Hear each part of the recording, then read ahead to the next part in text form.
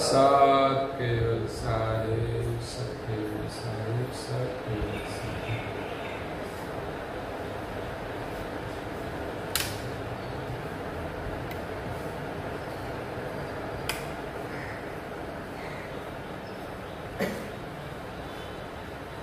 पूज्य श्री अचरत व रचित अचरत सागर ग्रंथ दिव्य परम गुरु उपासक न्याय सकल सिद्धांत स्कंद 12 और चौपाई नंबर है 12।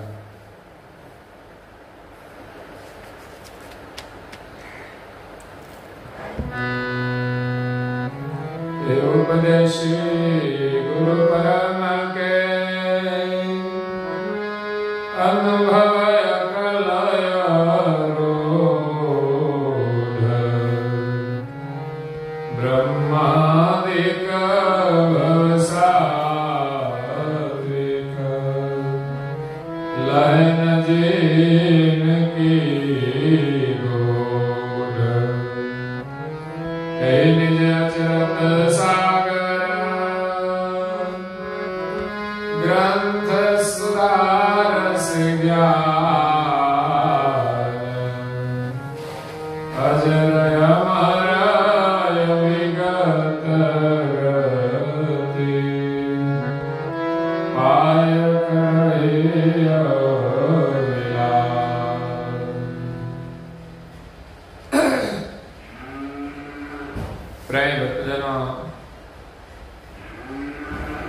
ज्ञान संप्रदाय के आद्य स्थापक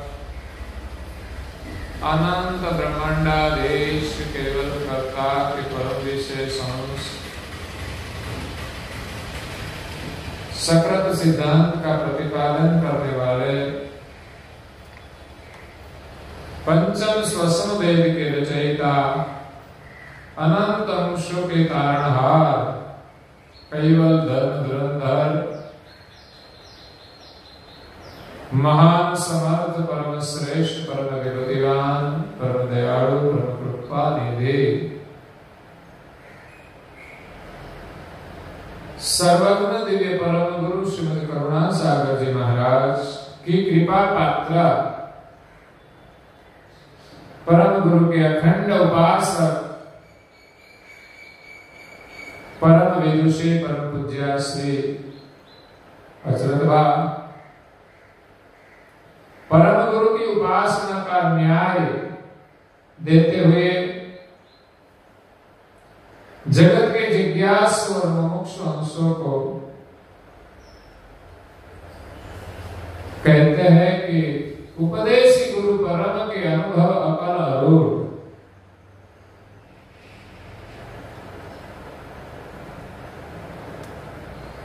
परम गुरु श्रीमद करुणा सागर जी महाराज इस संसार में पृथ्वी पर दिव्य मनुष्य देह धारण करके प्रकट हुए हैं। उसने जन्म नहीं लिया है। जननी उग्र के जन्म कुबेर अनुभव न अगम के। जिसका जन्म माता के गर्भ से हुआ इस अंश को अगम पद का अनुभव नहीं है। चाहे हो कोई महापुरुष हो, कोई देवता हो, कोई अवतारी पुरुष हो, जिसने मां के गर्भ से जन्म लिया है उनके पास सर्जनहार की अविगत गति का अनुभव नहीं है। यह दिव्य परम गुरु 14 लोक में गए, बाद में पृथ्वी पर मनुष्य देह धारण किया, लेकिन माता से गर्भ से कहीं भी जन्म नहीं लिया।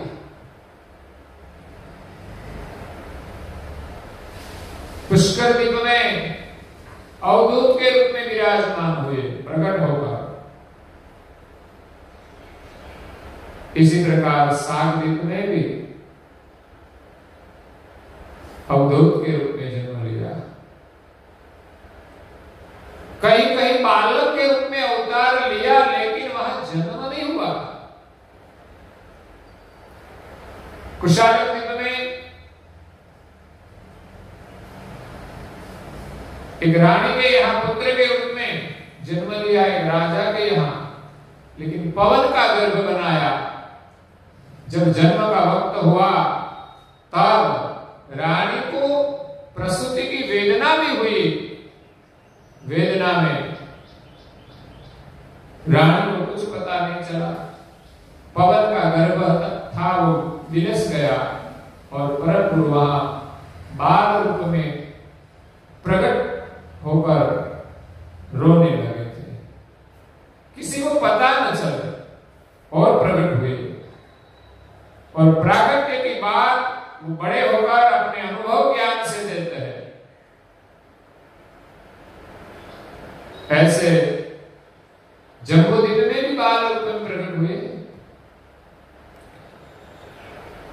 तो यहां जगत के ईश्वर के साथ सभी आचार्यों को उपदेश करने के लिए आए हैं कि आप सबने जगत के अज्ञानी जीवों को कहां भ्रमित कर दिया है। अपने सृजनहार को भूलकर कहीं औरों को सृजनहार मानने लगे हैं, और जो अकर्ता ब्रह्म है उनकी अस्मि धारण करके हम ब्रह्म है, इस ब्रह्म ज्ञान ने सारे जीवों को भुला दिया है सृजनहार को। किसी ने सृजनहार की पहचान नहीं की, इसीलिए सभी आचार्यों और अवतारी पुरुषों को ज्ञान देने के लिए, उपदेश देने के लिए परम गुरु दिव्य देह धारण करके प्रकट हुए। ऐसे उपदेशी परम गुरु जिनका अनुभव अकल और अरूढ़ है। परम गुरु के पास जो ज्ञान का अनुभव है वो अकल है। जम्बूद्वीप में 7 साल की आयु में, 7 साल में, 7 वर्ष की आयु में वो गुरु दीक्षा लेने के लिए गए कृष्ण स्वामी महाराज के पास। कृष्ण स्वामी ने अपने अनुभव से देखा कि बालक कोई साधारण नहीं है। एक ही दिन में उनको पता चल गया, उनकी सेवा से उनकी प्रतीति हो गई, और अंतर्दृष्टि से देखा तो पता चला इस बालक की गति तो मेरे अनुभव से भी आगे है। तब कहा कि आप तो द्वितीय पुरुष है, मैं आपको क्या दीक्षा दूं? लेकिन बाल स्वरूप में दिव्य परम गुरु जी ने कहा कि गुरु परंपरा जो है वो महान है, इसीलिए उनका मैं भी आदर करता हूं, बड़े होते हुए भी। घर में कभी हम बड़े हो जाए फिर भी ऐसी जो परंपराएं हैं उनका आदर करना चाहिए, छोटों का भी आदर करना चाहिए। परम गुरु जी ने अपने सिर पर गुरुपद धारण किया, तभी कृष्ण स्वामी महाराज ने भी स्वीकार किया कि आपका अनुभव अकल है, मेरी मति में आने वाला नहीं है, अरूढ़ है। लेकिन एक परंपरागत दीक्षा दी तो दिव्य परम गुरु महान होते हुए भी कृष्ण स्वामी महाराज उनके गुरु बने हैं, उनका आदर करते हैं। तो अरूढ़ उनका अनुभव है जो किसी रूढ़ी में आने वाला नहीं है, किसी परंपरा में नहीं है, अरूढ़ है और अकल है। अक्कल का मतलब है अकल, जिनकी कल हम जाने नहीं वो अकल है। जहां हमारी अक्कल न पहुंचे वो अनुभव अकल है। ब्रह्मादिक भव सात्विक कैसा अकल है? ब्रह्मा आदि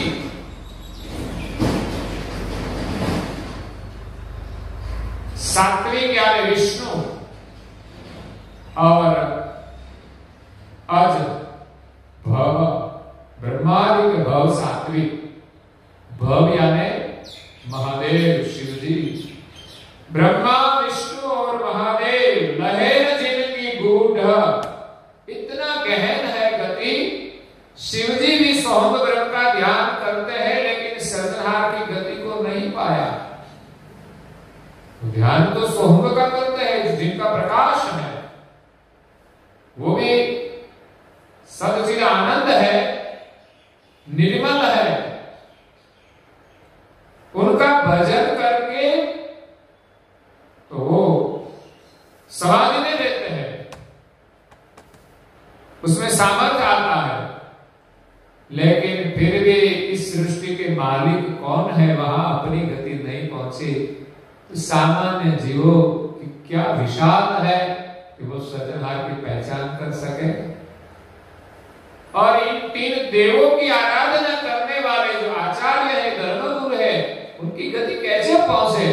क्योंकि वो तो तीन गुण को भी नहीं जानते, उनकी महिमा गाते हैं फिर भी उनका पार नहीं पा सकते।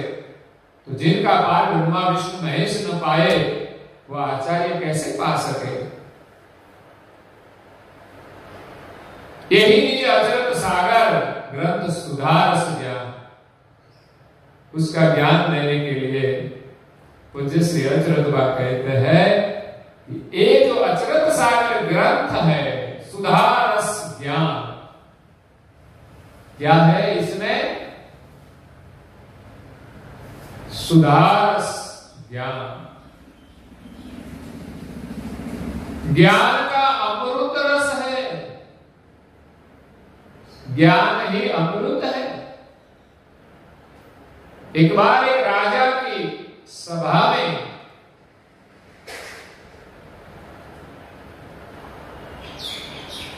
कालिदास पधारे। उसने प्रश्न, राजा ने प्रश्न किया, कालिदास को आप तो बहुत ज्ञानी है, मैंने सुना है अमृत के बारे में, लेकिन अमृत है कहां? सब अपने अपने जो ठीक लगे वैसा वर्णन कर दिया।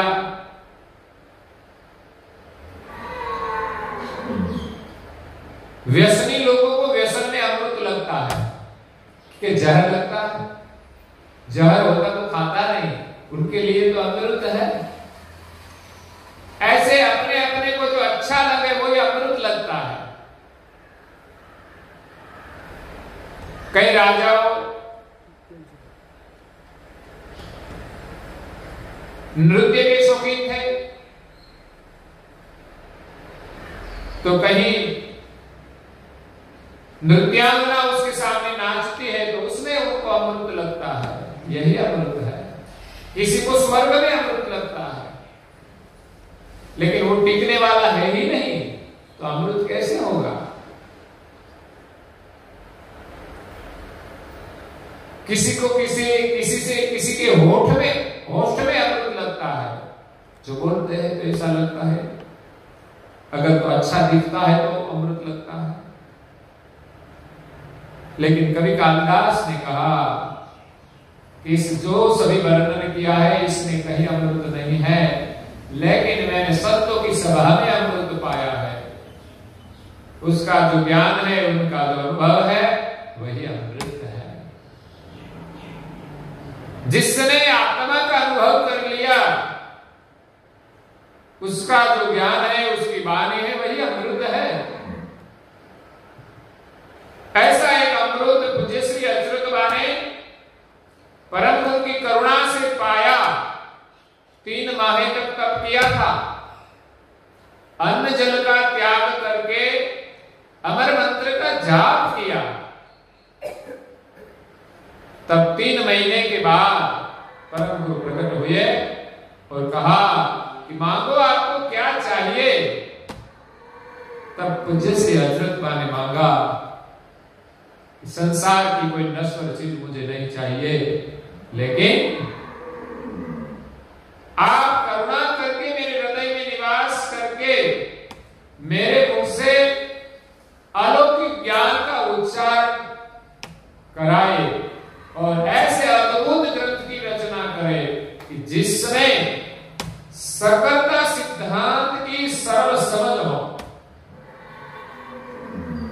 सर्जनहार के विषय में संसार में अनेक भ्रमणाएं हैं। कोई सगुण को मानते हैं, कोई निर्गुण को, कोई निर्गुण को सगुण मानते हैं।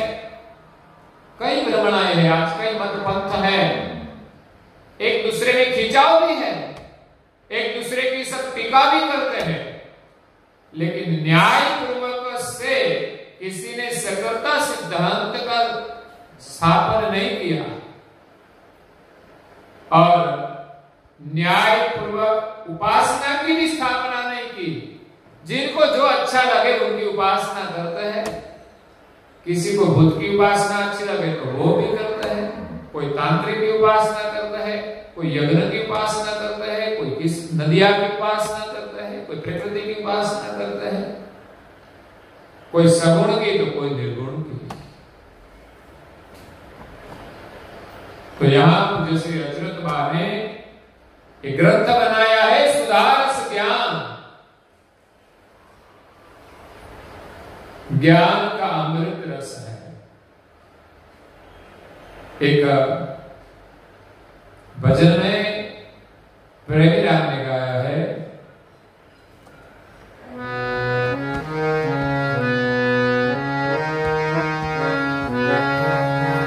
मेरी रसनाई कई बार रटाई रहे,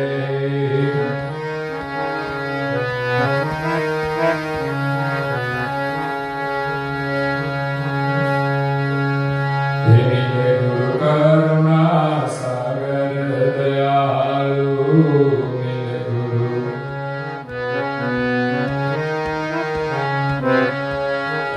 ज्ञान अमृत रस पिलाए रहे,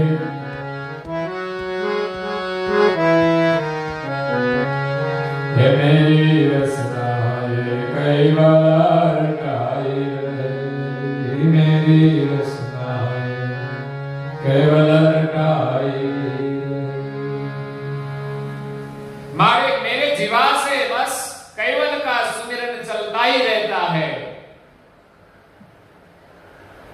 क्योंकि परम गुरु की कृपा से मिले गुरु करुणा सागर दयालु। दया के जो सागर है, करुणा के जो सागर है, कृपा के जो सागर है, अमृत के जो सागर है, ऐसे परम दयालु परम गुरु जी मुझे मिले, गुरु कृपा से मिले, उनका ज्ञान मिला, उनका लक्ष्य मिला। मिले गुरु करुणा सागर दयालु, ज्ञान अमृत रस पिलाए रहे हैं। उनकी कृपा से हमें ज्ञान का जो अमृत रस है वो गुरु कृपा से मिला है, जो हम पी रहे हैं। मेरी रसना ये कैवल रटाई रहे हैं। जिस मुख से कैवल का सुमिरन निकले, इस जीवा से कभी किसी की निंदा हो सकती है? मेरी तेरी बातें हो सकती है? होती है। अगर होती है तो इस मुख से कैवल का सुमिरन होने वाला नहीं है। हम बोलेंगे सही, लेकिन सुमिरन नहीं होगा। याद रखना, हम केवल केवल तो पूरा दिन करते हैं, पता नहीं, खाना भी भूल जाते हैं कभी कभी, घर जाना भी भूल जाते हैं, कहीं और रास्ते चले जाते हैं। नहीं, अभी हमारा सुमिरन शुरू नहीं हुआ। हम यहाँ आते हैं कि कहीं कभी भी परम गुरु की कृपा हो जाए और उसकी लगन लग जाए कि उनके अलावा कुछ दिखे भी नहीं। कई लोग सुमिरन करते हैं, बीड़ी का धुआं निकालने का भूलते ही नहीं कभी। सुमिरन ऐसा होना चाहिए ये सब हम भूल जाए। तो यहां पूज्य श्री अचरत कहते हैं, यही निज अचरत सागर ग्रंथ सुधारस ज्ञान, अजर अमर अविगत गति। इस ज्ञान की गति कैसी है? अजर अमर है, अविगत गति, पाए करही अविलान। एक ग्रंथ का ज्ञान सुनकर हम अविलान करें तो हमें अजर अमर और जिनकी अविगत गति है, जो आगे बताया कि सृजनहार को कोई जानते नहीं, जिनका उपदेश लेकर परम गुरु आए हैं, जिनकी गति भी अरुण है, अकल है, वो हम इस ग्रंथ का ज्ञान सुनने से परम गुरु की जो अभिगत गति है और उनका ज्ञान अजर अमर है, वो हमें इस ग्रंथ से प्राप्त होता है। अभिगत की गति न्यारे हो संतो, अभिगत की गति न्यारे हो संतो, अभिगत की गति न्यारे। तमे सो जाने संसारी हो संतो, अभिगत की गति न्यारे हो संतो, अभिगत की गति न्यारे।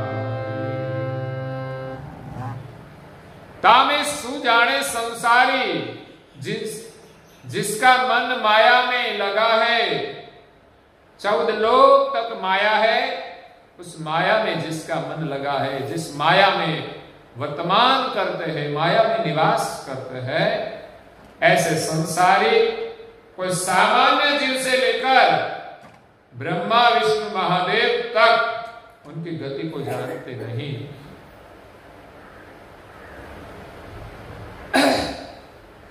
शेष सहस्त्र मुख रटत निरंतर, सभी देवताएं उनका सुमिरन करते हैं लेकिन पार नहीं पाया। ऐसे सृजनहार की अभिगत गति अजर अमर जो है, वो हमें इस ग्रंथ का अविलान करने से अनुभव होता है। आगे पूज्य श्री अद्वैतवा कहते हैं, करता करत की कीमता, कलित सकल तनु ज्ञान, ते पुनहि परम पद पर खरे, करहि ग्रंथ वेला, बहु न्याय निज निर्णित, करत लखित कीर्तार, स्वबुद्ध सकल सिद्धांत के, पावई ग्रंथ मुझार। कर्ता करत की कीमत, कलित सकल तनु ज्ञान, इस ग्रंथ के ज्ञान से विश्व के जो सर्जनहार है, करता है, उनका जो करत, उनकी जो रचना है, उनकी पहचान होगी, उनकी कीमत होगी। शायद हम सर्जनहार की जो रचना है उनकी भी कीमत जानते नहीं, उनकी भी महिमा नहीं जानते कि उनका क्या मूल्य है। उनका सदुपयोग किया जाए तो हमें कितना लाभ मिलता है वो भी नहीं जानते। हम तो स्वार्थ में सब कुछ गंवा देते हैं। सब स्वार्थ की चीज, स्वार्थ भाव से ही हम उपयोग करते हैं। हमारे घर में कई चीज अच्छी अच्छी है, हमारे पास पैसा भी है, हम अपने स्वार्थ के लिए, अपने भोग के लिए ज्यादा वर्तमान करते हैं। किसी के पास थोड़ा ज्ञान है तो उनका सदुपयोग कर सकते हैं, और सदुपयोग करने से कितना बड़ा आनंद मिलता है, कितनी शांति मिलती है। भोग से लाभ नहीं होता, भोग से रोग होगा और स्वार्थ में कलेश होगा। कभी कभी ऐसी संपदा हमारे घर में भी कलेश खड़ा कर देती है, क्योंकि हमें इस कृत की चीज है उनकी कीमत नहीं है। हम चीज के लिए लड़ते हैं, लड़ने के लिए भगवान ने नहीं बनाई है, प्रेम से रहने के लिए बनाई है, एक दूसरे को बांटने के लिए बनाई है।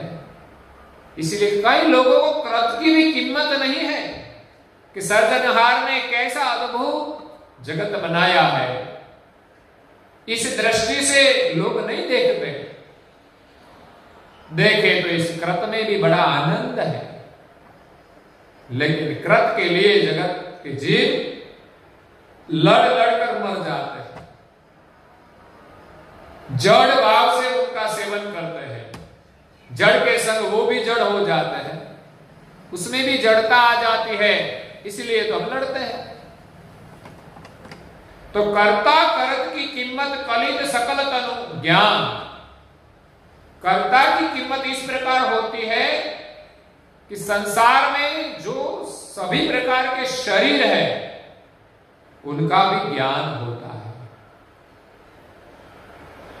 प्राणी, पशु, पंछी, पेड़ पौधे, कीट जाति है जो पतंग, जलचर जीव, सब क्यों बनाए हैं? सबका जीवन भी कैसा है, इसमें भी कैसा आनंद है। हम आनंद चाहते हैं तो प्राणी भी आनंद चाहते हैं। वो डंडा खाना नहीं चाहते, लेकिन हम कभी कभी किसी को डंडा भी मार देते हैं।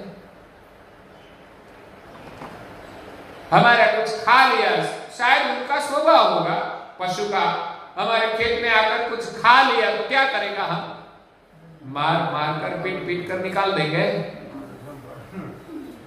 तो हम किसी का खा लेते हैं तो पता नहीं चलता, हमें खाते हैं कि नहीं कभी कभी किसी का, तो डंडा पड़ेगा कि नहीं। लेकिन दुनिया के लोग कर्ता की कृत को जानते नहीं। जब अक्षर सागर ग्रंथ का जो ज्ञान है, अमृत है, वो जब रसपान करे तो कर्ता की हमें कीमत होगी, कर्ता की कृत की, और सभी प्रकार के जो शरीर है उनका भी ज्ञान होगा, उनकी रचना का भी ज्ञान होगा कि वो सब हमारे लिए बनाए हैं।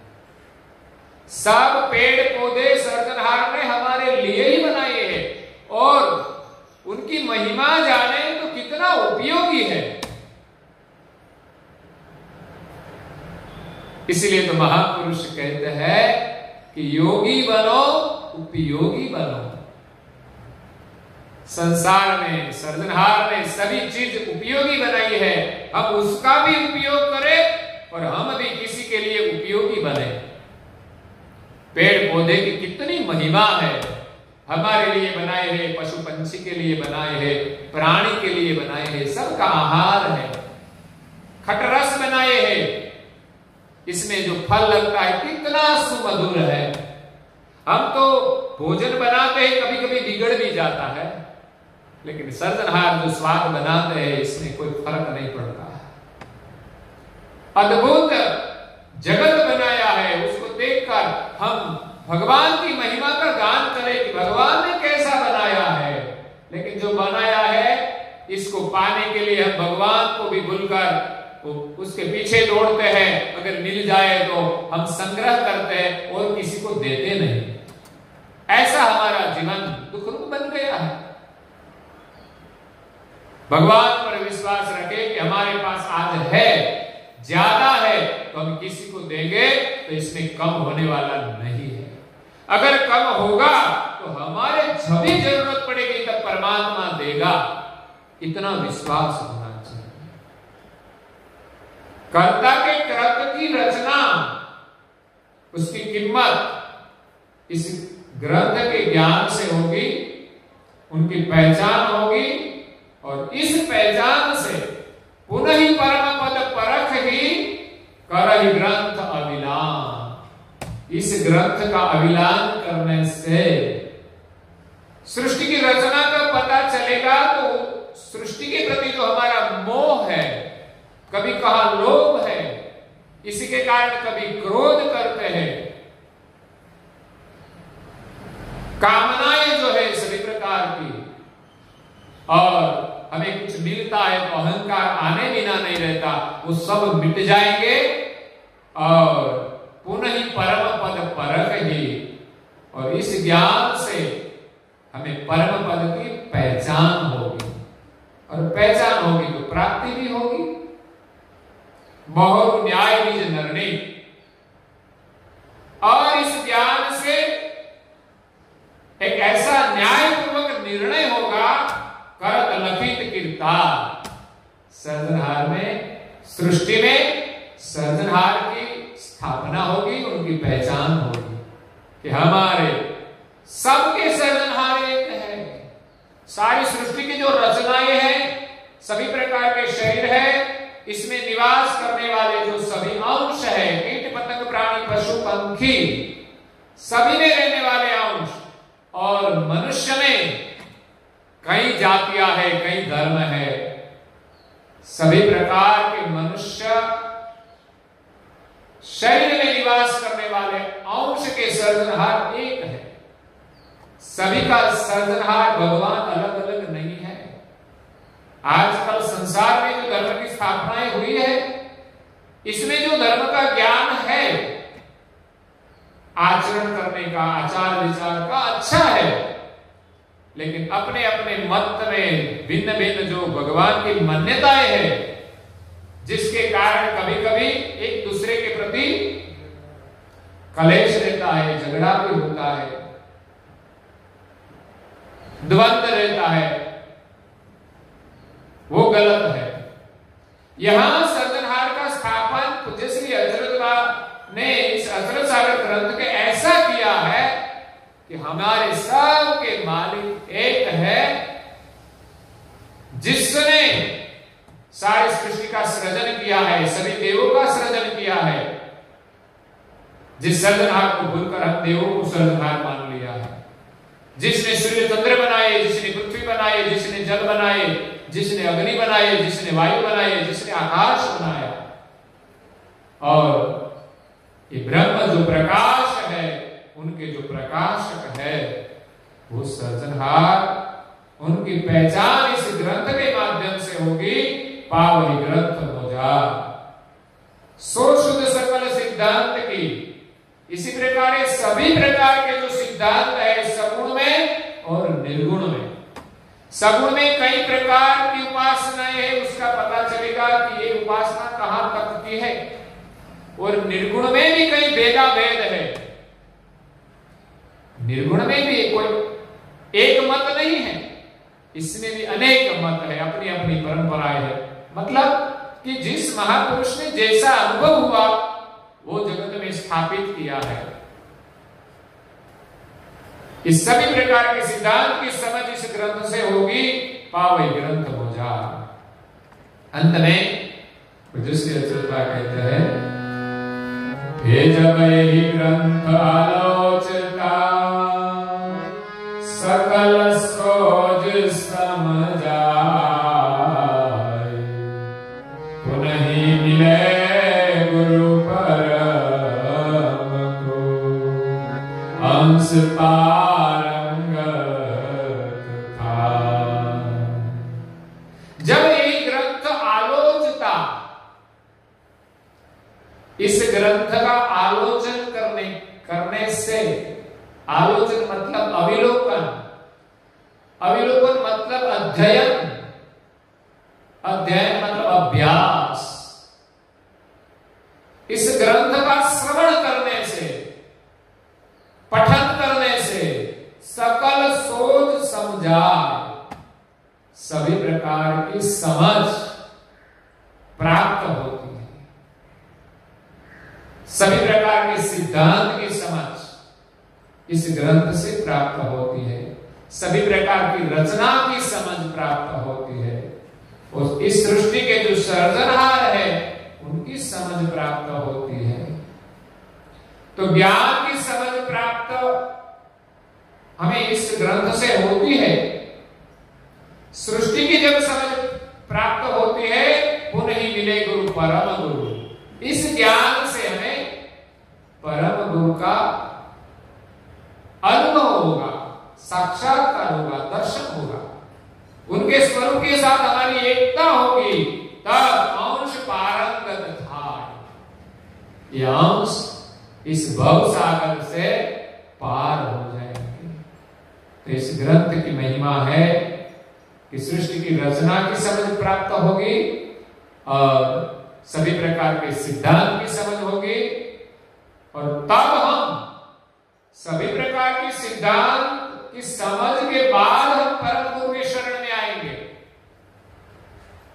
मतलब परम गुरु के शरण में आने के बाद भी हम कहीं भटकते रहते हैं, तो सभी प्रकार के सिद्धांत की समझ आएगी, तब परम गुरु में हमारी श्रद्धा दृढ़ होगी, तब हमें उनके स्वरूप की पहचान होगी और उनके साथ एकता होने से हम भगवान हो जाएंगे और सृजनहार के साथ हमारी एकता हो जाएगी।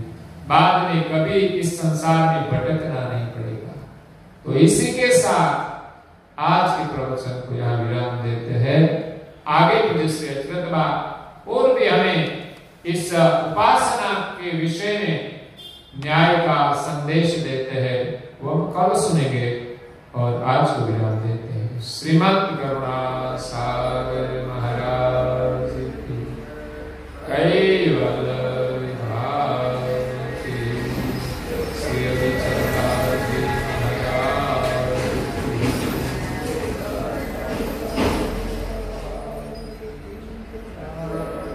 सत्य साहेब, सत्य साहेब।